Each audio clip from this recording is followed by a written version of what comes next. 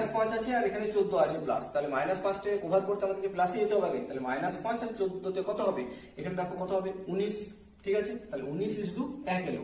এইদিকে যে ভ্যালুটা বেরোবে সেটা আমাদের 5% ক্ষতির, আর এখানে যেটা 15% লাভের যেটা বিক্রি করেছে সেটার ক্রয় মূল্য বেরোবে। এই দুটো ক্রয় মূল্যের অনুপাত বেরোয় সবসময়, ঠিক আছে। তাহলে দেখো কি বলেছে, বইটির ক্রয় মূল্য কত, বইটির ক্রয় মূল্য মানে এইটা, এখানে বই এটা হচ্ছে 15% লাভের বইটা বিক্রি করেছিল, আর এটা পেন না কি ছিল, হ্যাঁ তোমাদের পেন ছিল, তাহলে এটা পেন, ঠিক আছে, তাহলে 15% লাভে বিক্রি করেছিল সেটা। দেখো এখানে দুটোর ক্রয় মূল্য অনুপাত বেরিয়েছে, তাহলে 19 আর 1 যোগ করলে কত হবে 20, এই 20 অনুপাত সমান সমানই আমাদের কত দেওয়া আছে 200 টাকা, ঠিক আছে। 20 অনুপাত সমান যদি 200 টাকা হয় তাহলে 1 অনুপাত সমান কত, তোমরা এটা কাটাকুটি করে নিতে পারো, 2 কত 0 0 দেখো কেটে গেল, আর 2 10, তাহলে 1 অনুপাত সমান কত হলো আমাদের 10। আর বলেছে আমাদের এই বইটির ক্রয় মূল্য কত, অর্থাৎ 19 সমান কত, তাহলে 19 সমান আমরা কত করবো, 19 10 কত হবে 190।